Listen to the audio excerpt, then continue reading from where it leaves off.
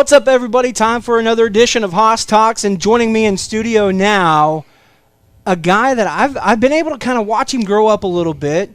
Now making whirlwinds and making noise in the big world. Daison Pursley, better known as Racing Daison Pursley. Dude, what's up, man? Thanks for taking time to talk to me. Yeah, nothing much.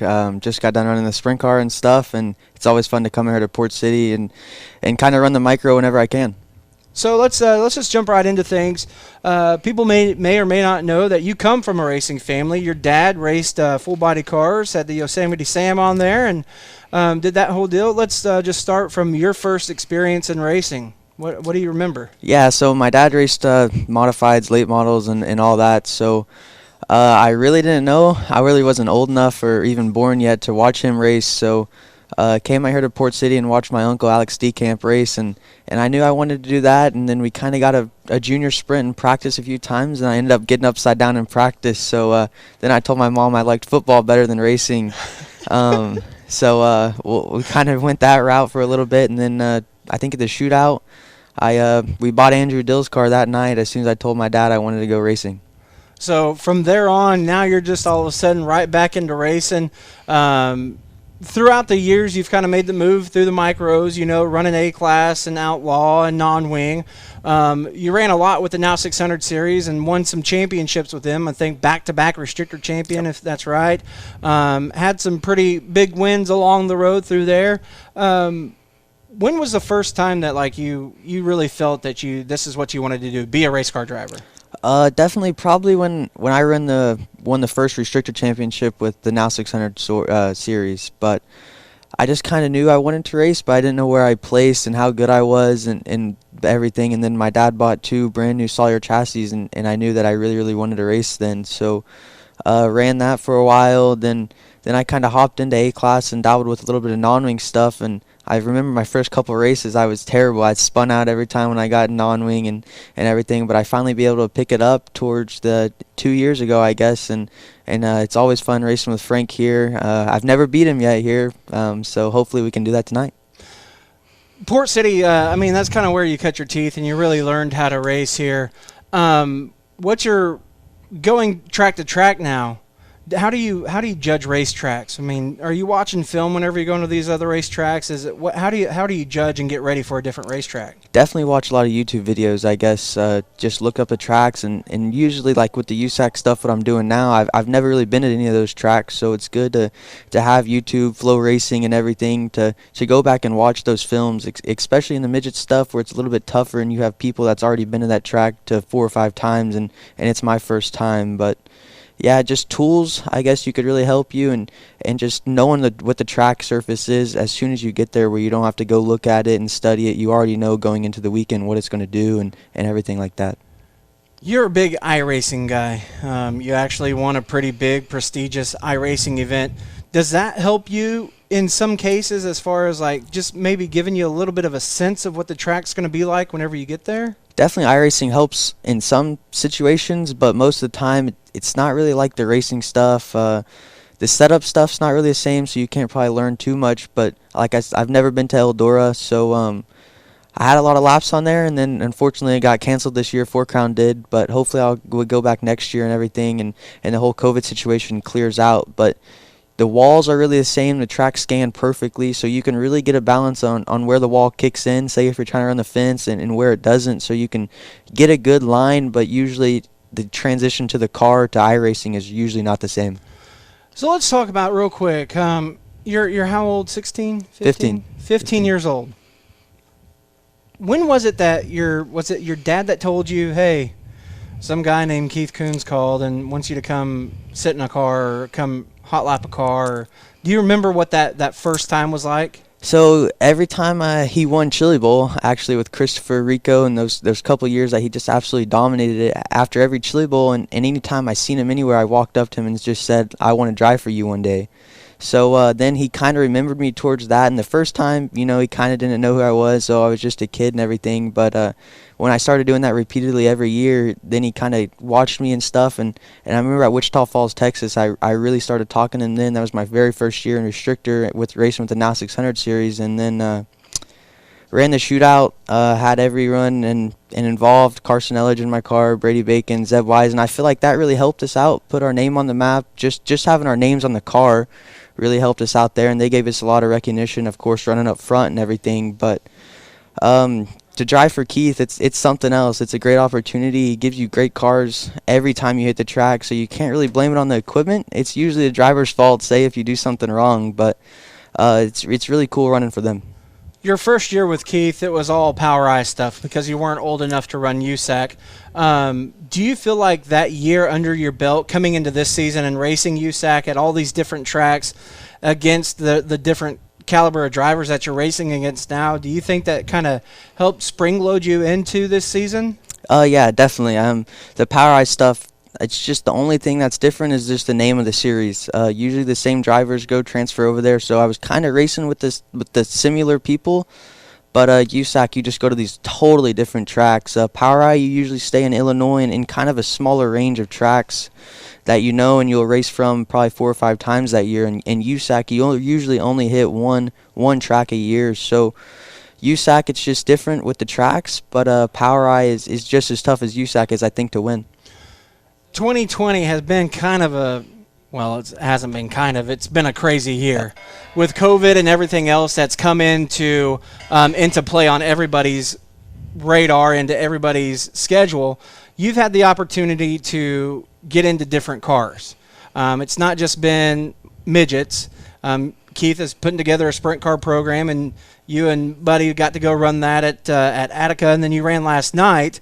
What's that been like as far as getting to run these different cars? The sprint car, it's something else. I mean, it's super long, crazy amount of power, like unridiculous. You don't even use all of it usually.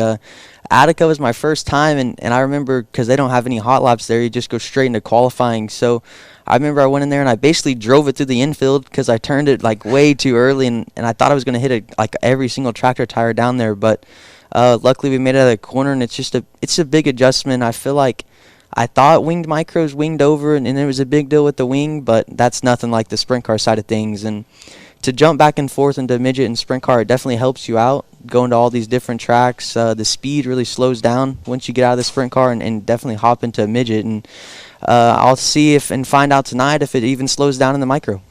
So coming in tonight, you're going to be running one of the Sawyer House cars back at your home track where it all got started. That's got to be pretty cool being, for me, the announcer. I'm going to play into it a little bit, saying that you got a little bit of a homecoming.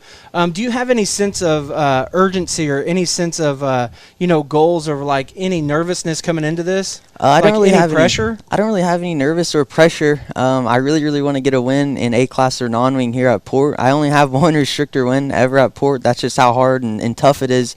Every time you come in here, there's easily 5 to 10 guys that can win the feature that night, and you got to be up on the wheel. I feel like it's going to be pretty tough tonight. There's some stiff competition. I was kind of looking around and before I came in here, and it's going to be a harder night, just like any other night. You've had some opportunity to run this year here. You ran one of Frank Flood's cars. You said that you really want to beat him. Getting a win tonight in non-wing or A-Class against your Frank Flood, your Kevin Bayer, Chris Andrews, Ryan Timms is here. You've ran with them before.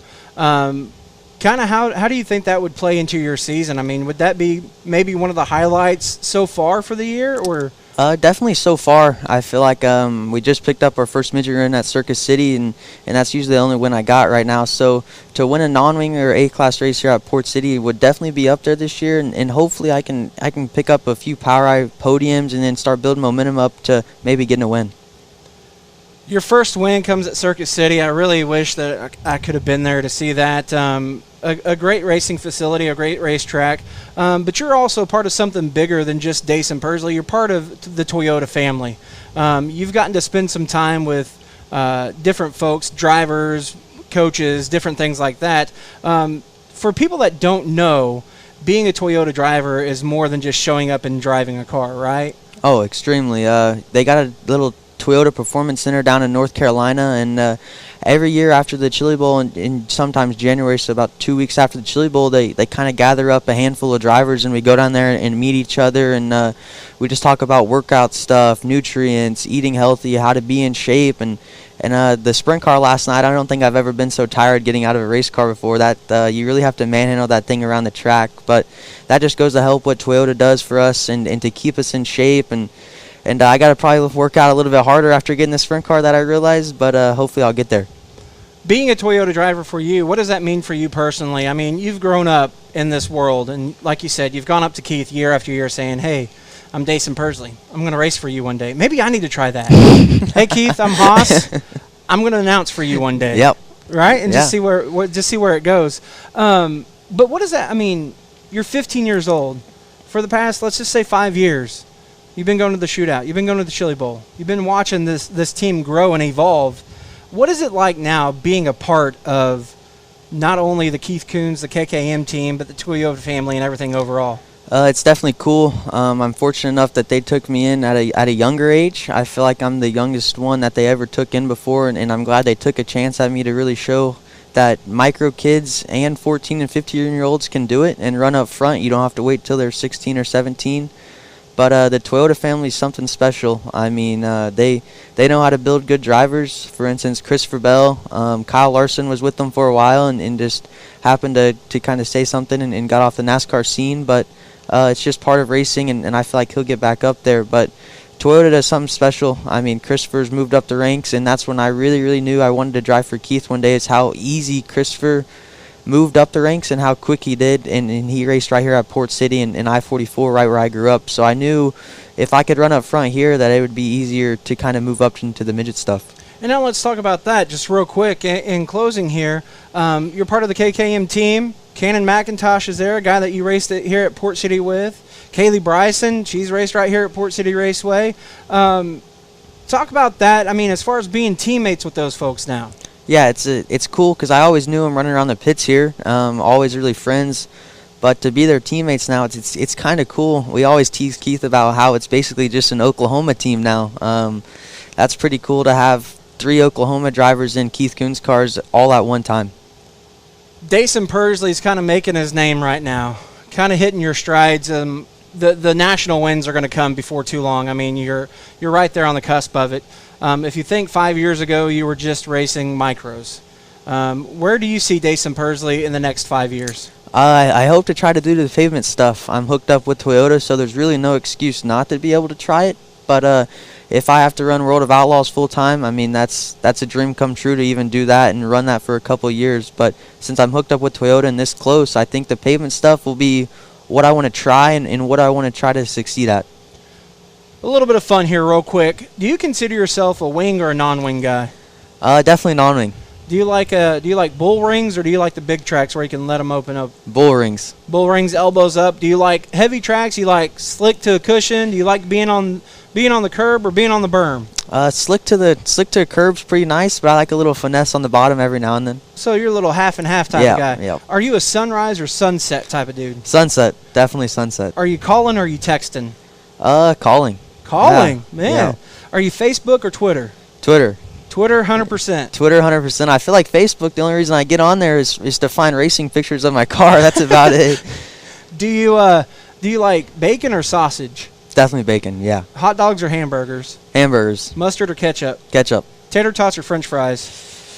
French fries. If you were a pizza topping, what kind of pizza topping would you be? Pepperoni, just plain and simple. So if you had a pizza shop come to you and say, hey, we want to make the Daison Pursley, you'd say, just give them some pepperoni, give them some cheese, and call it the Daison Pursley. Yep, that's good for me. Man, are you a one-slice guy, or are you like, how many slices do you average? Three usually. Three? Yep. This has been fun, Daison. I really appreciate it. Is there anything, how would you describe Daison Pursley to somebody that hasn't met Daison Pursley or hasn't seen Daison Pursley race? I would like to say I can go up and you can approach me anytime you want. I always want to talk to people and meet them. You never know who's watching you and stuff, so always kind of be, I really don't know how to say it, but just make sure you know you're doing stuff right and you're not saying anything wrong or talking about other people. Just always be professional and know who you're riding with, especially around the races. You never know, an older gentleman could walk up and sponsor you one day or give you whatever you want. So just always keep your mind up and everything, and you'll be all right. Keep your mind open to everything. You'll be all right. That's Daison Pursley right here on Haas Talks. The Performance Electronics wideband O2 sensor with Bluetooth. With just 3 wires, installation couldn't be easier. Quickly connect your smartphone to our simple app to monitor your engine's air-fuel ratio in real time without gauges. The PE Wideband O2 sensor is just one of many performance electronics products that can add brains and brawn to your next high-performance project. Find them all at pe-ltd.com.